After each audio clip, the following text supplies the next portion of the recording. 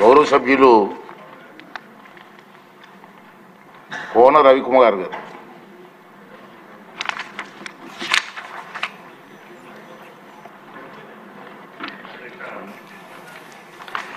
గౌరవ ఉప ముఖ్యమంత్రి గారు ఇచ్చినటువంటి సమాధానంలో అధ్యక్ష కాస్త విపులంగానే ఇచ్చారు.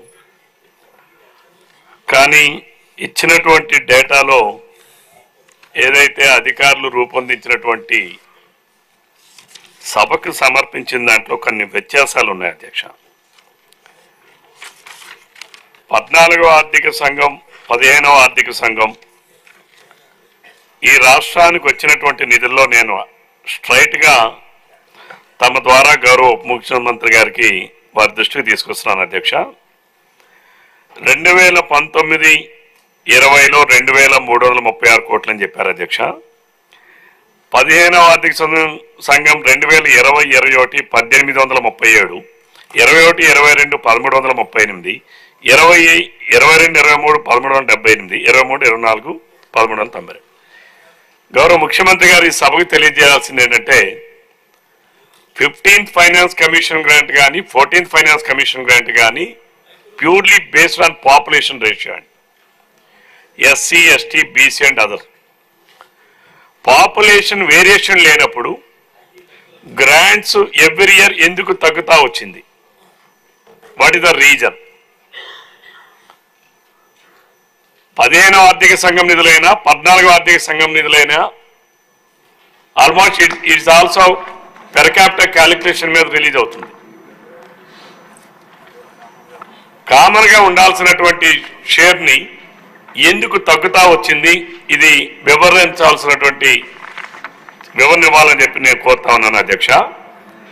రెండవది 2023-24 రిలీజెస్ 1392, 696 కోట్లు రిలీజ్ చేసా ఉంటున్నారు. ఆర్థిక సంవత్సరం అయిపోయింది, ఇంతవరకు ఎందుకు రిలీజ్ కాబడలేదు?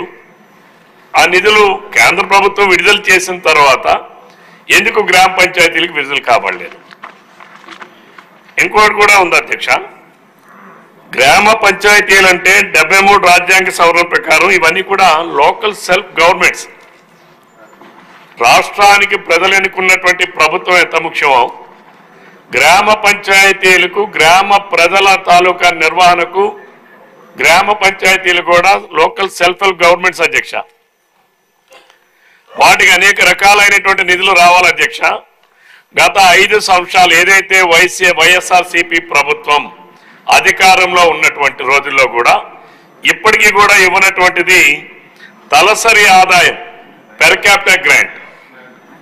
ఆ వివరాలు కూడా ఇవ్వాల్సినటువంటి అవసరం ఉంది అధ్యక్ష. పెర్ క్యాపిటల్ గ్రాంట్ కూడా ఇవ్వలేదు అధ్యక్ష. అలాగే రెండోది స్టాంప్ డ్యూటీ ఛార్జెస్. ఏదైతే రిజిస్ట్రేషన్ చేసినటువంటి దాంట్లో స్టాంప్ డ్యూటీస్ నుంచి కూడా కొంత శాతం గ్రామ పంచాయతీలకి, మండల పరిషత్తులకి, జిల్లా పరిషత్తులకి వస్తుంది అధ్యక్ష. వాటిని కూడా గత ప్రభుత్వం ఒక్క పైసా కూడా విడుదల చేయలేదు అధ్యక్ష. అలాగే సీనరీ ఛార్జెస్, శాండ్ పాలసీ అధ్యక్ష. శాండ్ ప్రభుత్వం ఆక్షన్ వేసింది అధ్యక్ష. ఆక్షన్ వేసేటప్పుడు శాండ్ ఆక్షన్ వచ్చేటటువంటి నిధుల్ని నేరుగా అది మినరల్ గ్రాంట్ లో కలపడానికి లేదు అధ్యక్ష. అది గ్రామ పంచాయతీలకి, మండల పరిషత్తులకి, జిల్లా పరిషత్తులకి నిధులు విడుదల చేయాల్సినటువంటిది ఉంది అధ్యక్ష. వాటిని కూడా గత 5 సంవత్సరాలు లక్షల కోట్ల రూపాయలు గత ముఖ్యమంత్రి గారు టోటల్ సిండికేట్ చేసి సహజ వనరులు దోచుకున్నారు. కానీ ప్రభుత్వం గ్రామ పంచాయతీలకి ఏదైతే చెందాల్సినటువంటిది చట్టం ప్రకారం ఇవన్నీ కూడా యాక్ట్ బేస్డ్ అధ్యక్ష. ఇదేదో మ్యాండేటరీ కాదు, ఇది స్టాట్యూటరీ. ఇది స్టాట్యూటరీ నిబంధనలు కూడా పక్కన పెట్టేటటువంటి పరిస్థితి ఉంది అధ్యక్ష. అలానే ఎస్ఎఫ్సి మరి గత 5 సంవత్సరాలు కూడా ఉన్నటువంటి ప్రభుత్వం స్టేట్ ఫైనాన్స్ కమిషన్ ఏర్పాటు చేయాలి అధ్యక్ష. కేంద్రంలో ఎలాగైతే ఫైనాన్స్ కమిషన్ ఏర్పాటు చేసి 14వ ఆర్థిక సంఘం 15వ ఆర్థిక సంఘం ఎట్లాగైతుందో ద సేమ్ ప్యారలల్ గానే రాష్ట్రాల్లో కూడా state finance commission finance commission ఏర్పాటు చేయాలి. త్రూ ఫైనాన్స్ కమిషన్ ద్వారా గ్రాంట్స్ కూడా గ్రామ పంచాయతీలకి వాటికి ఇవ్వాల్సినటువంటి అవసరం ఉంది అధ్యక్ష. దాన్ని కూడా గత 5 సంవత్సరాలు కూడా ప్రభుత్వం ఎక్కడా కూడా ఒక్క పైసా కూడా ఇచ్చిన పరిస్థితి లేదు అధ్యక్ష. అలాగే వాటర్ కలెక్షన్ ఛార్జెస్ లో కూడా 10 రూపీస్ వెళ్తుంది అధ్యక్ష, అది కూడా ఇవ్వలేదు అధ్యక్ష. నేను అడుగుతా ఉన్నాను స్ట్రైట్ గా గౌరవ ఉప ముఖ్యమంత్రి గారిని, నిజంగా ఈ నిధులన్నీ కూడా కేంద్ర ప్రభుత్వం విడుదల చేసినటువంటి 14-15 ఆర్థిక సంఘం నిధులు గ్రామ పంచాయతీలు విడుదల చేసి ఉంటే గ్రామ పంచాయతీ సర్పంచులు ఎందుకు రోడ్ల పైన అడుక్కునే పరిస్థితి వచ్చింది అధ్యక్ష? 2019-20 అప్పుడు బాడీస్ లేవు అధ్యక్ష. 2020-21 బాడీస్ ఏర్పడ్డాయి అధ్యక్ష. 21-22, 23-24 అనునిత్యం మనం కూడా పత్రికల్లో చూసాం అధ్యక్ష. గ్రామ పంచాయతీ సర్పంచులు ఎంతో మంది రోడ్ల పైన అడుక్కునే వాళ్ళు అధ్యక్ష.